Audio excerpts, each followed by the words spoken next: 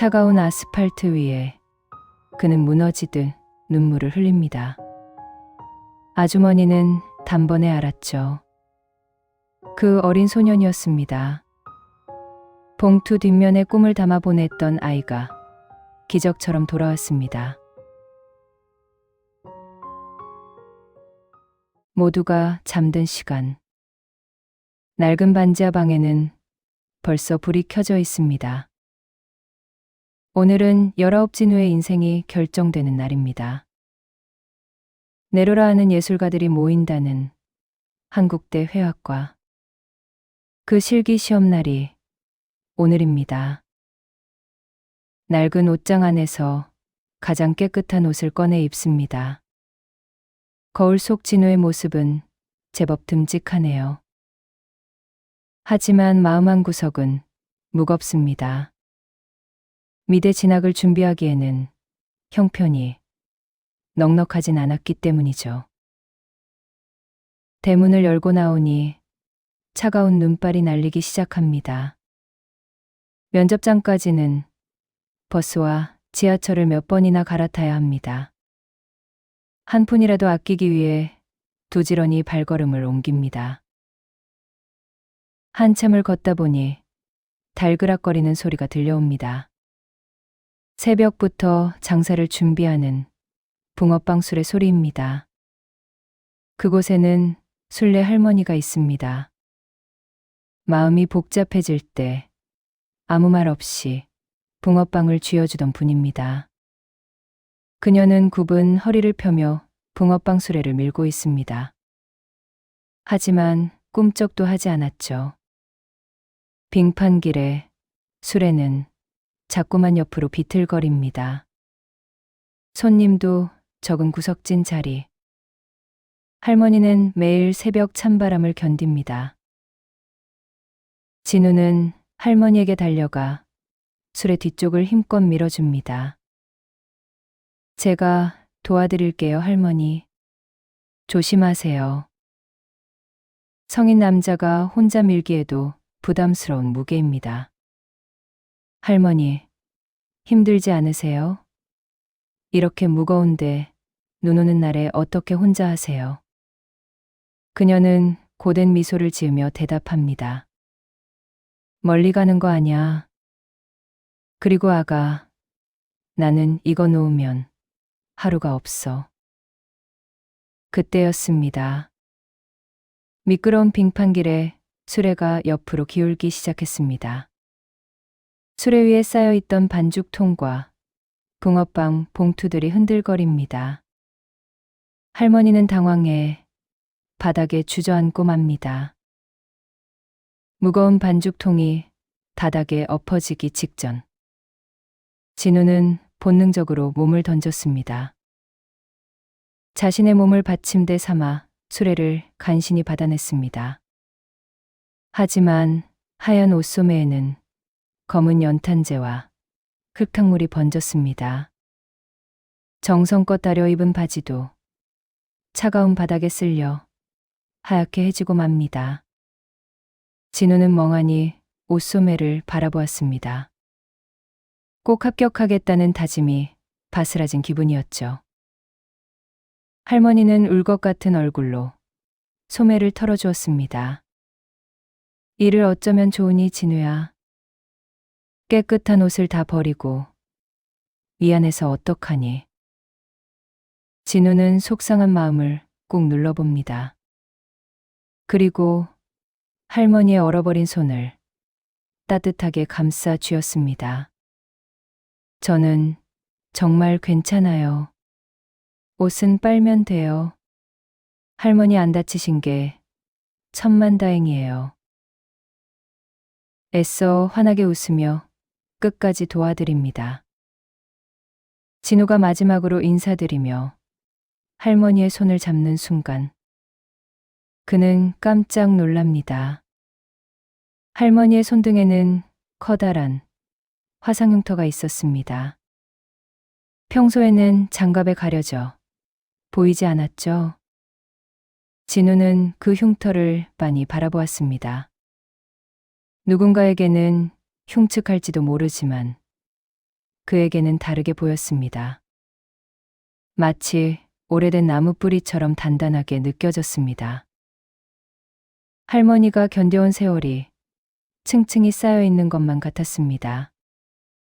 할머니, 그 손. 진우가 무심코 내뱉은 말에 그녀는 부끄러운 듯 손을 감춥니다. 그리고 붕어빵 한 봉지를 담아줍니다. 이거라도 먹고 힘내거라 아가. 너는 마음이 따뜻해서 분명히 좋은 화가가 될 거야. 겨울 바람 속 따뜻한 봉지가 가슴에 안깁니다. 진우는 이제 서둘러 지하철 쪽으로 뛰기 시작합니다.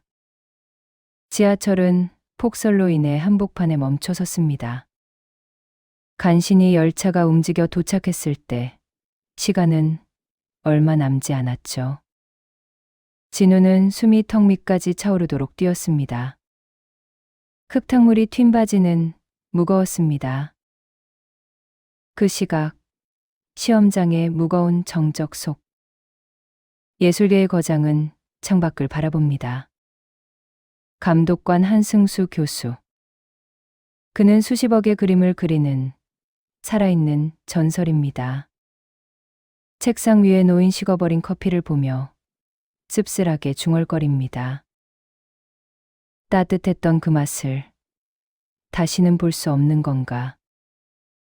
40년 전 유학을 포기하려던 시절 한 아주머니는 말했습니다. 승수야, 너같이 귀한 손을 가진 놈이 왜 벌써부터 고개를 숙여. 네 재능은 한번 꺾이면 다시 못 펴는 거다. 기죽지 말고 가거라. 그래 아줌마가 네 자랑하느라 바쁘지 않겠니?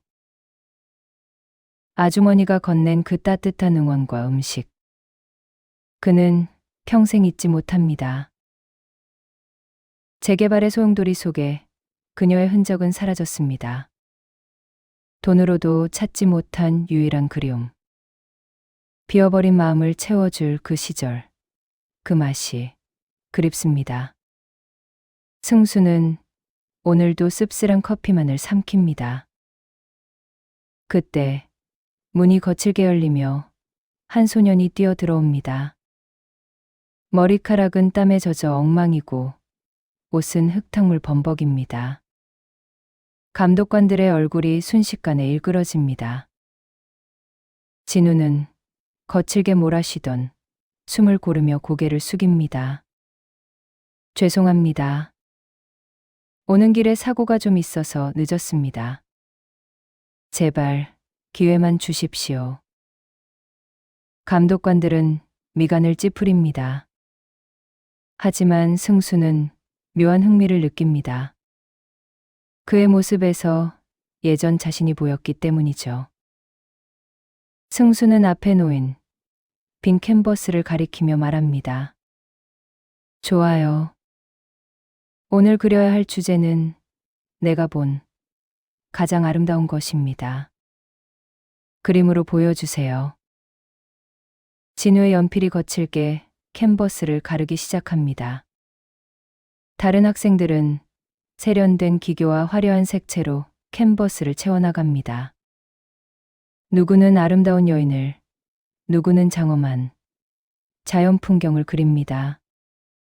하지만 진우의 캔버스 위에는 투박하고 어두운 갈색이 먼저 보입니다. 소녀는 눈을 감습니다. 본질을 꿰뚫어보는 그의 머릿속에 섬광 같은 영감이 지나갑니다. 차가운 새벽바람, 빙판길, 할머니와 투박한 손, 그리고 그 너머에서 느껴지는 뜨거운 온기. 진우는 자신도 모르게 허공에 붓질을 하듯 손가락을 까딱였습니다. 승수는 묵묵히 그 뒷모습을 바라봅니다. 캔버스 위에는 굵직한 선들이 생겨납니다. 그것은 부드러운 선이 아니었습니다. 마치 칼로 나무를 깎아내듯 날카롭고 강렬한 획이었습니다. 2시간이 흐르자 그림의 형체가 서서히 드러나기 시작합니다. 오직 손 하나가 있었습니다. 화면 전체를 가득 채운 것은 주름지고 뒤틀린 노인의 손이었습니다. 감독관들은 당혹스러워합니다. 아니, 손 하나만 저렇게 크게 그린다니. 저건 너무 흉물스럽기만 할 텐데. 하지만 승수의 눈빛은 미세하게 흔들리기 시작합니다. 그는 홀린 듯 자리에서 일어납니다. 그러고는 천천히 진호의 등 뒤로 다가갑니다. 소녀는 뒤에 누가 오는지도 모른 채 그림 속에 완전히 빠져 있습니다. 그의 붓끝이 향한 곳은 손등이었습니다. 짙은 갈색과 붉은색을 섞어 묘한 질감을 표현합니다. 승수의 눈이 커집니다. 번개 모양으로 길게 뻗어내려간 화상 흉터. 진우는 이제 물감을 두껍게 쌓아 올립니다. 흉터의 입체감이 살아납니다. 평생 전 세계의 수많은 걸작을 봐왔습니다. 하지만 소년이 그려낸 이 투박한 그림만큼 심장을 때린 작품은 없었습니다. 승수의 눈앞으로 40년 전 시린 겨울밤이 필름처럼 펼쳐집니다. 그는 세계적인 미대에 합격했었습니다. 하지만 비행기 표 한 장 살 돈도 없었습니다. 그때 시장옥이 낡은 천막 안에서 순례가 승수를 불러 세웠습니다. 그녀는 붕어빵 하나를 손에 쥐어주었습니다. 네 꿈을 지금 놓치면 평생 가슴에 대못받고 사는 거야. 이 아줌마가 어떻게든 도와줄게. 나가서 네가 그리고 싶은 그림 그리거라. 하지만 붕어빵을 팔아모은 돈만으로 유학길을 열어줄 수는 없었습니다. 하다못해 비행기 값이라도 마련해주고 싶었죠. 순례는 시장의 상인들에게 부탁했습니다. 처음엔 그들도 냉담했습니다. 제 자식도 아닌데 왜 저렇게까지 하느냐며 손사래를 쳤죠. 하지만 그녀는 장사도 걸은 채 시장 구석구석을 돌았습니다. 사람들도 차츰 마음을 열기 시작했습니다. 결국 그녀는 십시일반 모아 비행기 티켓 한 장을 마련했습니다. 왜 나를 이렇게까지 도와주시는 거지? 나는 붕어빵 자주 사 먹은 게 전부인데. 승수는 머지않아 그 이유를 알게 되었습니다. 비행기를 타기 전날 순례는 승수를 좁은 노점 안으로 들였습니다. 그리고는 구석에 깊숙이 숨겨두었던 낡은 상자 하나를 꺼냈습니다. 그 안에는 오래된 스케치북과 몽당 연필들이 가득했습니다. 놀랐지? 나도 한때는 너처럼 하얀 도화지만 보면 가슴이 뛰었단다. 아주머니는 조심스럽게 스케치북을 넘겼습니다. 그 안에는 시장 사람들의 얼굴, 이름 모를 풀꽃들이 있었죠. 투박하지만 따뜻한 손으로 그려져 있었습니다. 나도 미대라는 데 가보는 게 평생 소원이었어. 가난한 집 딸내미가 붙잡는 건 사치였었지. 부모님은 내 스케치북을 아궁이에 던지셨어. 나는 지금도 붕어빵 봉투 뒷면에 몰래 그림을 그린다. 아주머니는 흉터가 선명한 손을 보며 씁쓸하게 웃었습니다. 이 손을 봐라. 물감 냄새 대신 반죽 냄새만 배웠지. 내 꿈은 이 붕어빵 틀이랑 같이 새까맣게 타버렸어. 그런데 승수야, 너를 처음 본 날 나는 가슴이 뛰었다. 너한테서 내가 못다 그린 그림들이 보이더라. 네가 붓을 놓는 건 내 꿈이 2번 죽는 것 같았어. 그래서 나는 너를 보낼 거다. 너는 나처럼 붕어빵 봉투 뒷면에 그림 그리지 마. 가장 좋은 캔버스에 네가 그리고 싶은 거 마음껏 그려. 아주머니의 목소리가 덤덤합니다. 그녀의 눈물 섞인 고백은 잊혀지지 않습니다.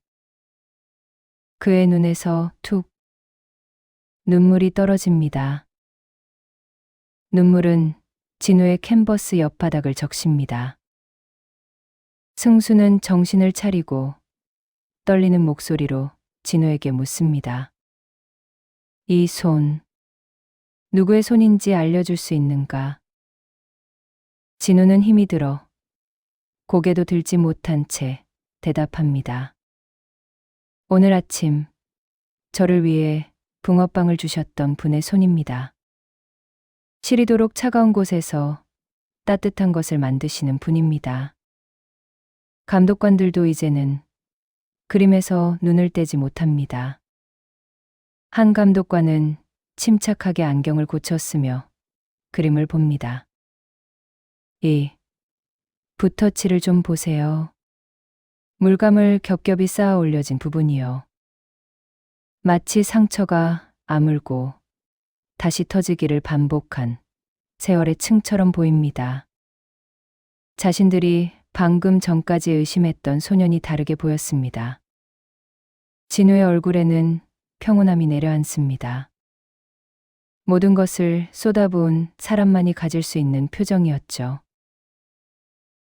시험이 끝나고 정적이 찾아온 실기장. 한평생을 찾았던 은인이 가장 예상치 못한 순간에 찾아왔습니다. 소년의 그림을 통해 이제는 만날 수 있을 것 같습니다. 수만 명의 시선을 한 몸에 받는 거장에게도 이 순간은 떨립니다. 자네가 그린 손의 주인을 만나고 싶네. 진우는 어리둥절한 표정으로 승수의 차에 올라탔습니다. 차는 눈길을 헤치며 구석진 자리에 멈춰 섰습니다. 그곳엔 낡은 수레가 외로이 서 있었습니다. 장사가 안 되는지 손님은 한 명도 없습니다. 시린 손을 호호 불며 정성스럽게 붕어빵을 만드는 할머니가 있습니다. 승수의 눈에 예전보다 훨씬 작아진 아주머니가 보입니다. 차 문을 열려고 합니다.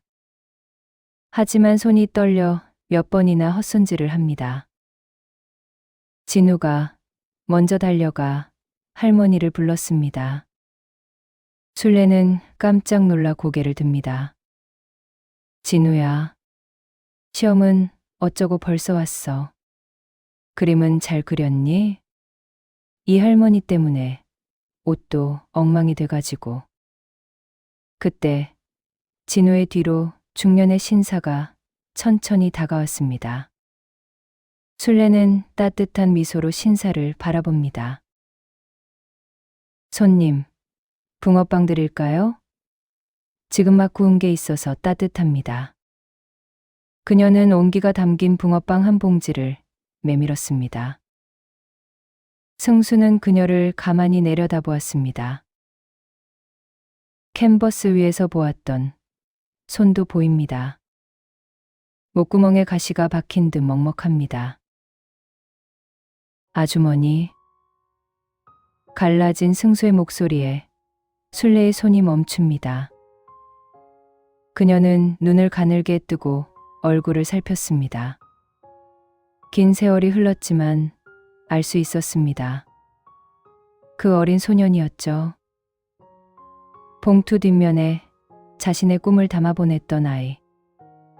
그 아이가 기적처럼 돌아왔습니다. 차가운 아스팔트 위, 그는 무너지며 눈물을 흘립니다. 너 혹시 승수니? 그렇구나. 우리 승수구나. 술래의 목소리가 파르르 떨립니다. 그는 무릎을 꿇은 채 할머니의 거친 손등을 맞잡습니다. 죄송합니다. 너무 늦게 왔습니다. 아주머니가 저를 어떻게 보내주셨는데 제가 너무 늦었습니다.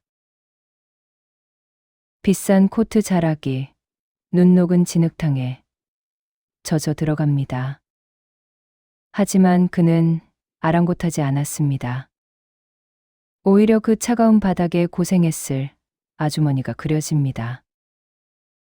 순례는 승수의 머리를 쓰다듬었습니다. 그녀의 앞치마에서는 밀가루 가루와 달큼한 팥 냄새가 묻어났습니다. 그리웠던 그 냄새였죠. 이제야 와야 할 곳에 도착한 것 같습니다.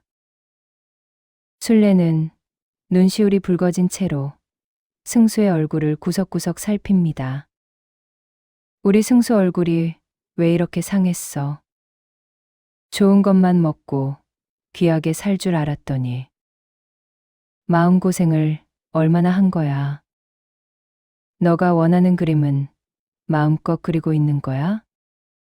그녀는 승수의 눈물을 닦아주었습니다. 지문이 닳아 미끄러운 그 손가락. 그 차가운 감촉에 가슴이 아려옵니다. 이놈아, 울긴 왜 울어? 왜 이렇게 울보가 돼서 왔어? 나는 괜찮다. 너가 뉴스에 나올 때 얼마나 자랑스러웠는데. 붕어빵 사 먹는 사람들한테 자랑했어. 내 아들 같은 사람이라고. 할머니는 재개발 후터스에 밀려 쫓겨나면서도 연락 한 번 하지 않았습니다. 승수에게 짐이 될까봐. 그게 걱정이었죠. 아주머니, 기억나세요? 제가 돌아오면 비싼 캔버스랑 물감 사드린다고 약속했잖아요. 붕어빵 봉투 뒷면에 그리던 그 꿈. 제가 이제 다 이뤄드릴게요. 승수는 그녀의 손을 놓지 않습니다. 주머니에서 손수건을 꺼내 얼어붙은 손을 감쌌습니다. 애써 마음을 추스리지만 눈물이 멈추지 않습니다. 순례는 승수의 등을 토닥이며 인자하게 웃었습니다. 아니다, 승수야. 진우 같은 착한 아이를 제자로 데려온 것만으로도 충분하다. 정말 나는 원이 없다. 아까 진우가 내 손을 그렇게 빤히 보대? 네 그림이랑 똑같은 냄새가 나는 그림을 그려왔나 보구나. 두 사람 위로 아름다운 한방눈이 떨어집니다. 진우는 두 분을 보며 깨닫습니다. 자신이 평생 그려야 할 진짜 예술이 무엇인지. 이제는 알 것 같습니다. 진우의 인생에는 기적 같은 소식이 날아들었습니다. 한국대 회화과 수석 합격. 4년 동안의 학비는 면제받는 조건이었습니다. 승수는 진우의 든든한 키다리 아저씨가 되어주기로 했습니다. 진우가 오직 예술에만 전념할 수 있도록 말이죠. 값비싼 물감과 캔버스, 그리고 해외 견학까지 아낌없이 지원하기로 한 것입니다. 예전에 순례가 자신에게 베풀었던 것처럼요. 그 무모하리만큼 따뜻했던 사랑을 이제는 진우에게 선물하려 합니다. 하지만 승수의 마음속엔 여전히 숙제가 하나 남아 있었습니다. 과거 도움을 주었던 시장 사람들에게는 이미 큰 기부를 했습니다. 하지만 정작 순례 아주머니에게는 아직 아무것도 해드리지 못했습니다. 그녀의 인생은 여전히 붕어빵 수레에 멈춰 있었죠. 그는 특별한 선물을 준비합니다. 서울 근교. 승수가 운영하는 미술관 한쪽에는 화실 하나가 새로 생겼습니다. 햇살이 가장 잘 드는 그곳. 그곳의 이름은 순례, 화실입니다. 승수는 그녀만의 공간을 만들어줍니다. 이제 순례의 손에서 붕어빵 틀을 내려놓게 합니다. 그 손에는 그토록 쥐고 싶어 했던 붓을 들려주었습니다. 아주머니, 이제 봉투 뒷면에 그림 그리지 마세요. 여기 넓은 캔버스에 마음껏 그리세요. 아주머니의 꿈을 원 없이 그리세요.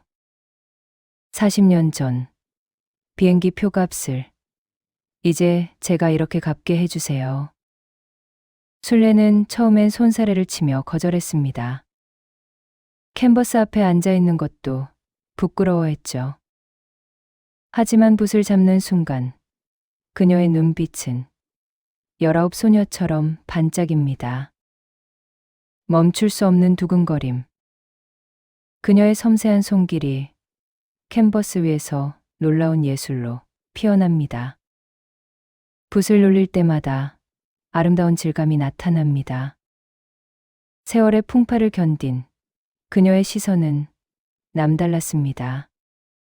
세상 어디에도 없는 깊이 있는 색채를 만들어냈죠. 몇 년 후, 세상은 깜짝 놀랄 소식을 접하게 됩니다.